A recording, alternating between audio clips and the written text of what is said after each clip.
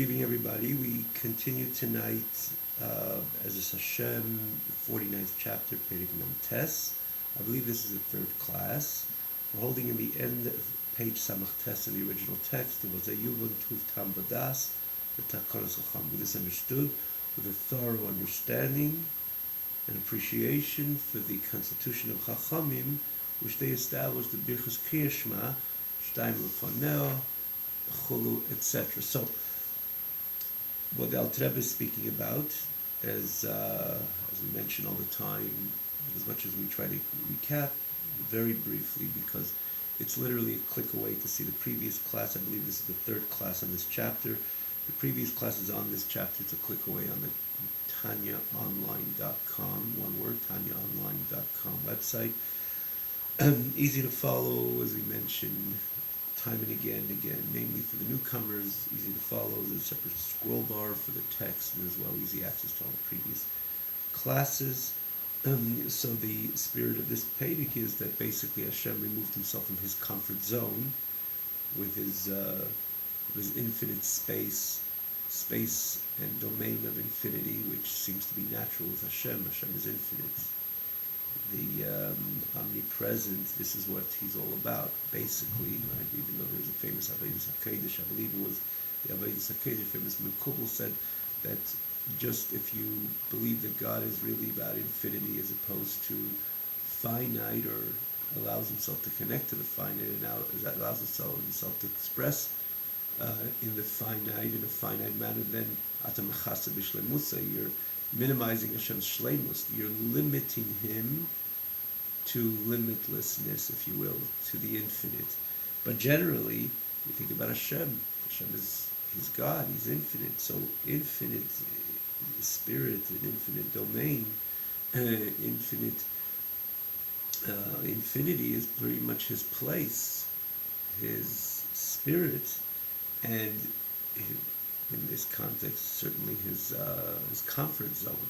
But Hashem contracted this great ayr and allowed this new phenomenon of Olamis to come into being, because he loves the Yid in the end of the day, so he contracts the ayr, contraction after contraction, concealment after concealment, condensement after condensement, with these multiple tzimtzumim, in order that this physical world should be created. And in this physical world, there should be the Yid, which is able to serve HaKadosh Baruch Hu. Hashem love him so much, so he, because of the love, again, Alter Rebbe brings the Gemara, Ava de Chekes es Habasar, because Hashem loves the Yid, he's able to establish a reality, a phenomenon which is just stands antithetical to what he stands, what he represents, which is puts himself in a state of finitude, puts himself in a state of the finite, meaning to say he allows this world to come into place, to come into being. In order this physical world should be created, there should be that Yid which is ultimately serving him. He loves that scenario so much that he's able to remove himself again in this so very natural domain in order to reach out, to establish this phenomenon of a Eilam Hazeh with a Yid serving HaKadosh Baruch Hu. Again, we're saying this pretty much in brief, because this was, in order to get the spirit, we have to follow the words of the Alter Rebbe in the previous two classes on this chapter. So so what is the message? That we are, and again, where we left off, that the Yid has to equally reciprocate reciprocate equally in the same fashion. To leave his comfort zone, which is our comfort zone, is naturally an opposite comfort zone, because our neshama is invested in the body and the animal soul, which have animalistic inclinations and desires and drives, and we will put that all away in order to, in turn, cleave to HaKadosh Baruch Hu, be davik to HaKadosh Baruch Hu. And that means leaving our comfort zone, means to say, as the Alter Rebbe concludes the final words in the last class,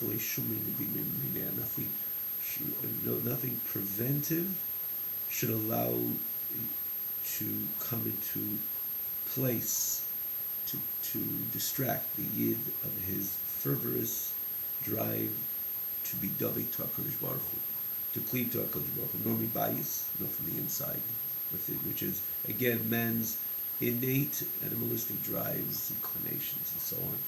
Only bodily inclinations. This is mibayis and bachutz, outside distractions. Nor body, nor soul, nor money can be a great distraction. Like isha ubanim, not even something so personal like someone's wife and children, which is he has an innate attachment to them. But as such, they could be a distraction, and you should even allow that to be a distraction. As we mentioned last week, it doesn't mean chas v'shalom to be indifferent to wife and children and so on. But as we all know, as we break it down, actually, it's kind of pretty much of a more of a nuanced or a message which is much more nuanced and sensitive and subtle, more than the other, the guf, the nefesh, the moment we can appreciate. But if we break it down, we notice, yes, we have to be sensitive to the wife, to the children, and more so part of the mandate of a yid is to be sensitive to the wife and the children, and they educate them and deal with them and that's right, do homework with them and pay attention to them and listen to them and so on. Granted, but when it crosses the line from our dealings with them, al pi Torah, based on the Torah mandate, to this that just an expression of our innate, inherent attachment to them, which is just about appreciating them because this is an isha, a banim, and children, that could be that could take time, attention, establish a distraction in our avodas Hashem, in service to God, and we don't allow that to interfere as well, because again, when we say, just like Hashem came out of his comfort zone, totally came out of his comfort zone with an important drive in order to reach out to us, we leave our comfort zone 100% without compromising. And that's why he makes it clear, bayis, bayis, machutz, guf, nefesh, mammon, and even isha banim. And Al Rebbe is going to be a bit elaborate over here, a little more in this idea of, again, a total devotion, a total yank from our comfort zone in order to cleave to HaKadosh Baruch Hu, simple reciprocation, the expression of simple reciprocal expression. Now, by the way, the Eibishter reached out to us. He left totally his natural domain and reached out to us. And again, with a great Avo, did things which are just so opposite than what he stands for, just to reach out to us. And therefore, we ought to reciprocate in the exact same manner, without any compromise. And with this, the Alter Rebbe continues, this is understood with thorough appreciation and understanding to the constitution of the Chachamim. Shetiknu birchas Kriyas Shema Shtayim Lefanav, they established the brachas of Kriyas Shema, two before, Chulu, etc. Now, we know we have the Kriyas Shema. The Kriyas Shema is a biblical command, Baruch Atah.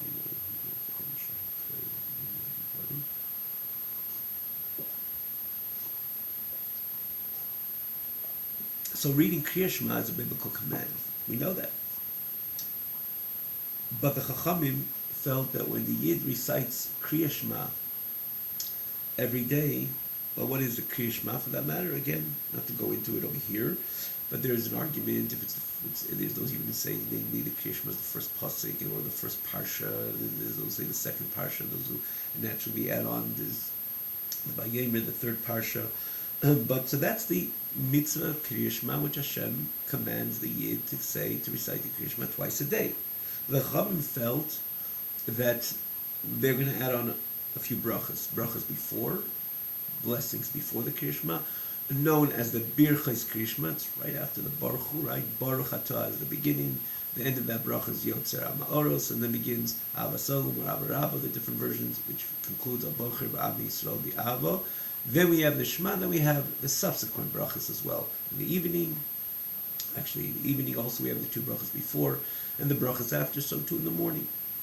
So they felt that just like every mitzvah is preceded by a bracha, you shake the lulav and esrik, Baruch Atah Hashem Elokeinu melech haolam, shake the shem mitzvah tzivanu, al netilas lulav, and so too tefillin. And so too, all the mitzvahs we do, we make a bracha over lasiyos, and before we practice the mitzvah, we recite a blessing.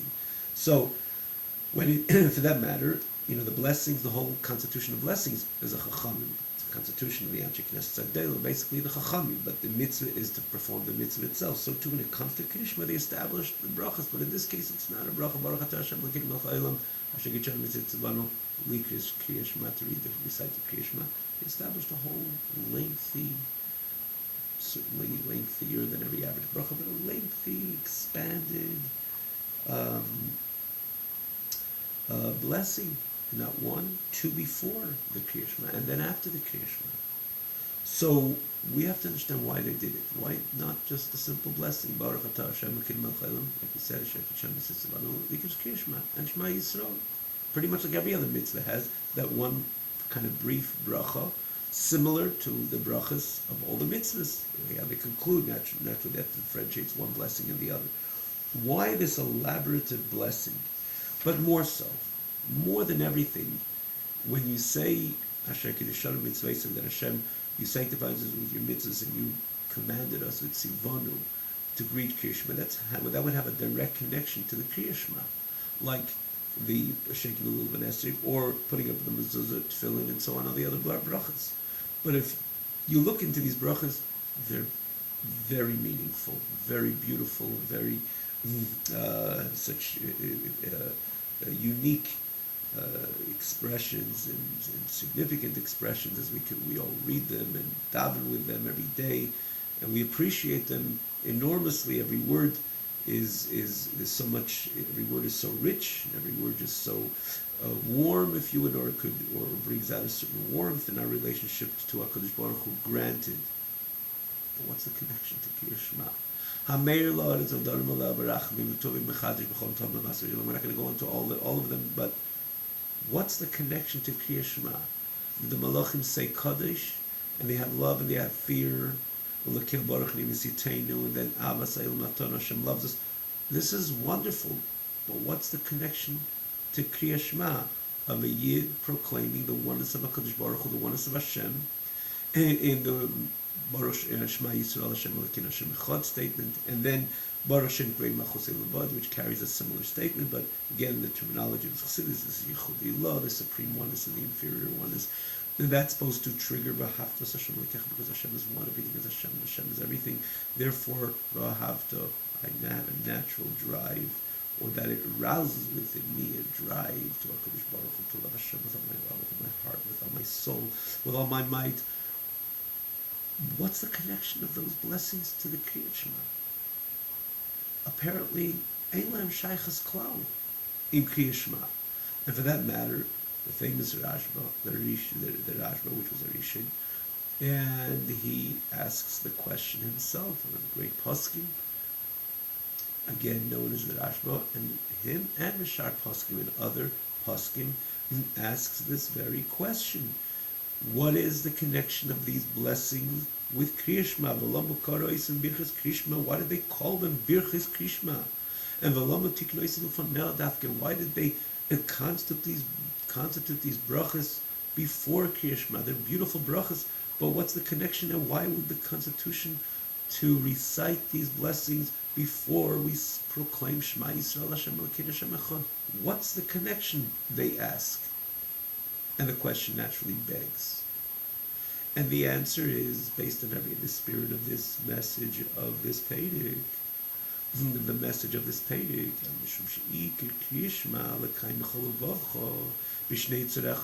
the main point and objective and focus of Kriya Shema is to fulfill the mitzvah of loving HaKadosh Baruch Hu, not just I love you Hashem, but truly b'chol levavcha, with all my heart. But the Mishnah goes deeper and says, but it doesn't say b'chol libcha, with all your heart, referring to, and again, as a singular expression which refers to the godly soul. What else would the godly soul love? It's not HaKadosh Baruch Hu. It's a godly soul. It's a chelik l'kami malek. The Alter Rebbe writes in Perek Gimel. So clearly, the godly soul has a love. It's obviously to HaKadosh Baruch Hu. But let's say we're going to allow this love to come to the surface. That would be expressed by V'ahavta Hashem Elokecha, love Hashem b'chol libcha, with all your heart, again in a singular term. because doesn't the Nefesh Elikis always love HaKadosh Baruch Hu? If it has love, it's solely to HaKadosh Baruch Hu, naturally so. Again, as we explain this in the third chapter, click away. But maybe this is a time that it should come to the surface. It should play out. This love should be manifest.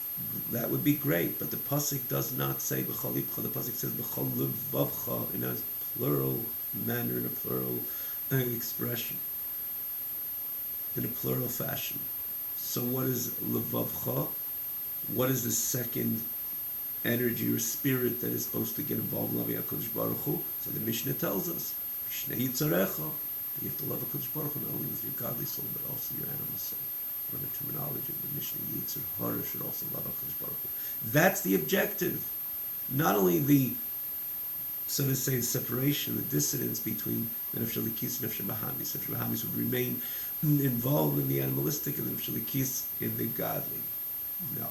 The point is to elevate, sublimate the Nefesh Bahamis, that it should be refined and appreciated. In other words, to refine our Nefesh Bahamis. The Nefesh Bahamis, the animal soul, should appreciate the godly reality to the extent that the animal soul should also be driven to this godly reality.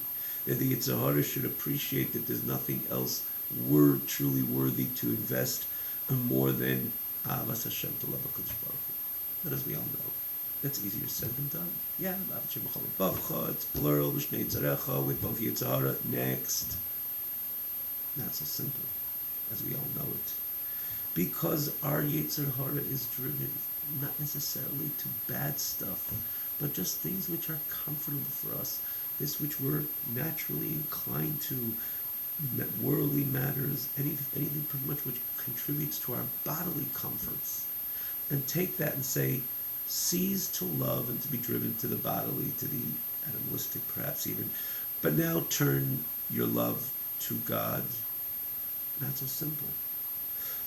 Because again, we have an innate pull to this which contributes to our good feelings and comforts and so on. So how do we turn around that love of the Nefesh Bahamis or the Yitzhar Hara to HaKadosh Baruch Hu? So this is why the Chachamim, in their brilliant appreciation and understanding of the entire Torah, therefore Hashem gave them the mandate to constitute their edicts and their presentations in our Avodas Hashem, and tell the Yid again, Hashem says, listen to them, because they captured the whole message of Torah, and whatever they added, pretty much ultimately Hashem establishes. It's a Torah mandate. Obviously, it's categorically divided. This is a Deraisa, this is a Derabanan, and obviously they have different, because it's, in the end of the day, two different categories. The consequences are different, and from the perspective of halacha, certainly they're different. But Hashem tells us clearly, you are meant to listen to them, because they understood and they appreciated what the average person did not appreciate. And when it came to Kriyas Shema, they appreciated the mitzvah of loving HaKadosh Baruch Hu b'chol vavcha, and they saw the words b'chol vavcha, and it meant b'shnei, and again, as it means b'shnei tzarecha, that the Yitzhar Hara has to love HaKadosh Baruch Hu, and they felt that in order the Yid should do this mitzvah right, we gotta feed him some information. And how often does he have to rehearse this information? Every single day, in order that he should be successful with this mitzvah.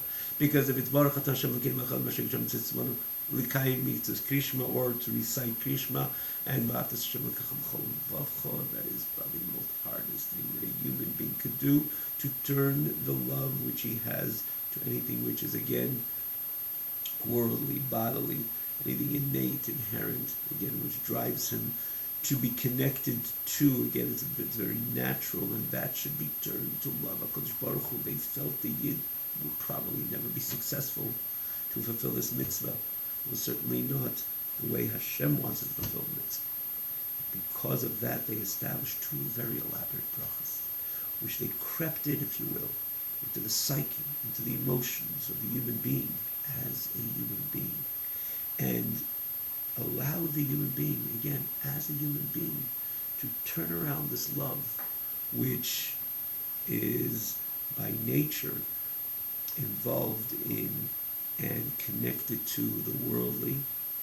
This again, this which is comfortable, this which brings me physical excitement, and turn that ultimately to love HaKadosh Baruch Hu. And with this, they felt that the Yid will ponder in these two brachas, and again with the expansiveness, with the elaboration, that is the only hope and chance that the Yid will be able to fulfill this mitzvah the way Hashem wanted this mitzvah to be fulfilled, which is loving HaKadosh Baruch Hu b'chol lebavcho, not only again with your godly soul, but your enemy soul. That's why they are the Birchas Krishma, the brachas of Krishma, again, the brachas which allow the mitzvah of Kriya Shema to be realized the way Hashem had in plan that the human being to fulfill this mitzvah thoroughly. And he goes on to explain, he says, because the Ikri Krishma is again to love to withstand any prevention, anything which prevents the Yid of loving HaKadosh Baruch Hu.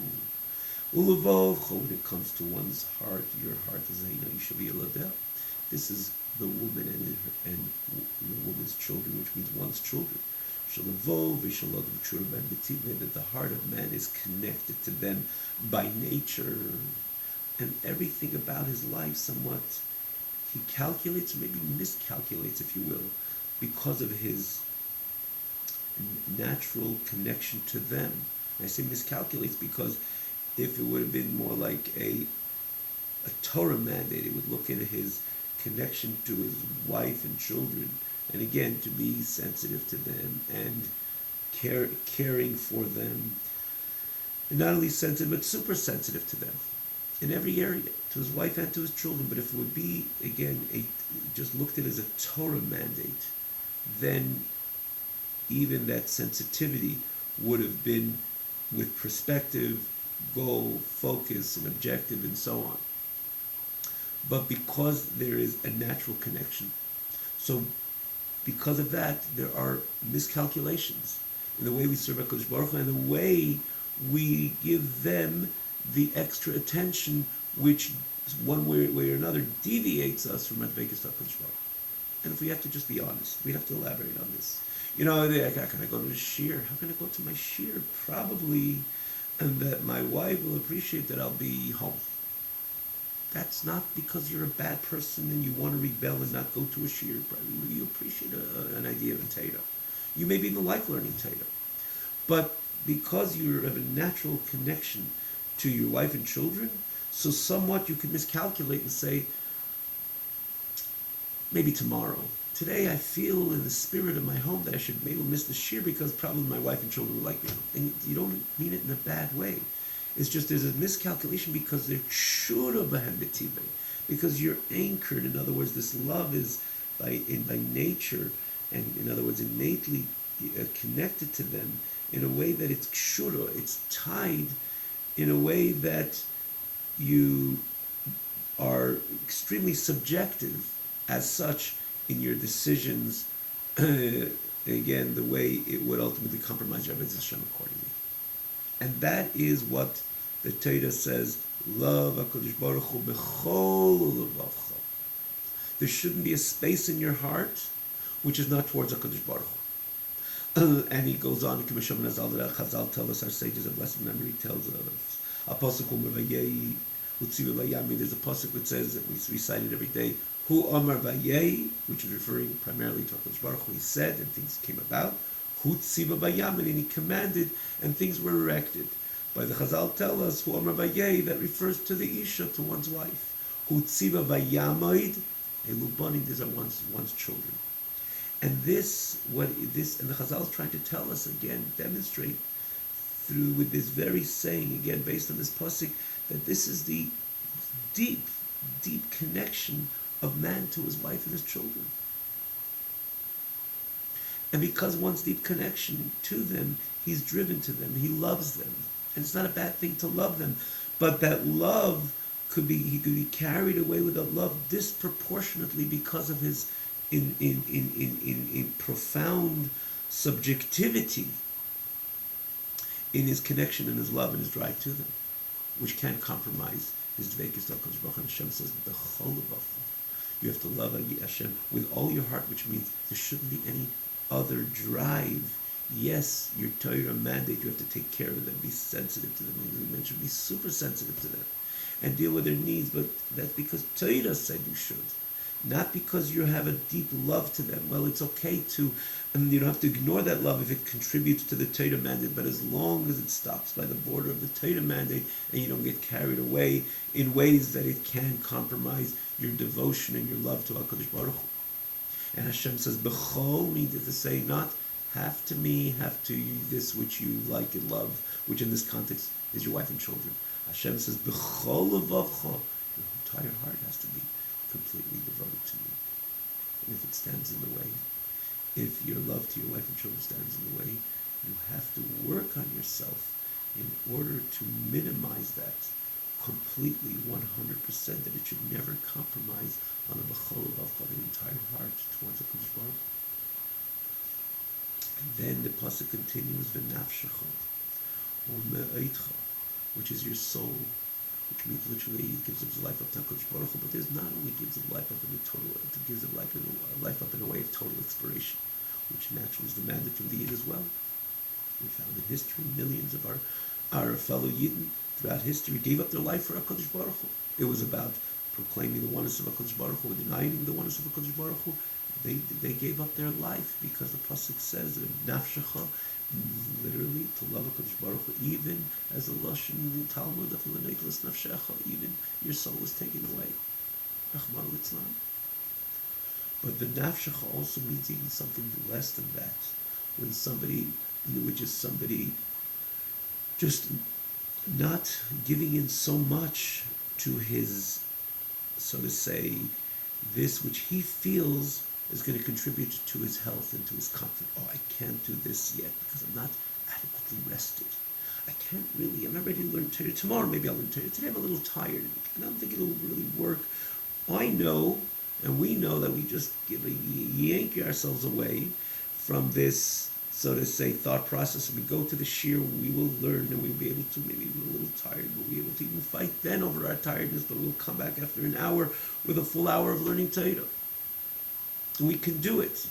But nonetheless, there are certain times we feel that our chaye, which means our life and our comforts and it has to be just perfect. It can't be even a little hungry or a little tired. And then only when I'm not tired at all and I'm not hungry at all, then I'm going to learn Torah. Hashem says, even your life, it means to say, don't emphasize so much your comforts, your comfort zone, or your comforts. In other words, to give up that chaye, that comfort, meaning to say, even a little hungry, a little tired, and so on. V'ahavtas Hashem, you have to overcome that. You have to love HaKadosh Baruch Hu b'chol nafshecha, with all your soul. Ma'itcha as well also means with all your might, but it also means literally money. So when we speak about money, we don't need to look further how much this could be a distraction. And that's why the Torah says about ma'itcha. One has to love HaKadosh Baruch Hu to the extent that even the money, the dynamics and the reality of money, which could be such a distraction, should also not interfere in our love to HaKadosh Baruch Hu. And that's what he says. He concludes this part, Kimashmoy, it means simply chaya umezena, one's life, and one's sustenance, his parnas, his livelihood, lahafkir hakoil, to give up everything, yishvil avas Hashem, for the sake of the love of HaKadosh Baruch Hu. And this is the reason, as he's going to explain, B'ez Hashem, we'll learn like next week, how these brachas contribute to the possibility for the Yid to execute this love to HaKadosh Baruch Hu in a way that b'chol, in other words, b'chol avavcha, b'chol nafshecha, b'chol meidecha, that nothing should compromise his absolute love to HaKadosh Baruch Hu. And again, step by step, is each one of the brachas, the first one and then the second bracha, how ultimately through appreciating these brachas, understanding them, pondering on them, meditating on them, ultimately gives the ability, and truly gives the ability, Neshama B'guf, a neshama not divested of body, but invested in body, in the bodily reality, in the Elam Shabahamis reality, with Yitzhar Hara. He can ultimately execute this V'ahavtas Hashem Elikecha b'chol levacha u'b'chol nafshecha u'b'chol me'idecha. Have a wonderful night.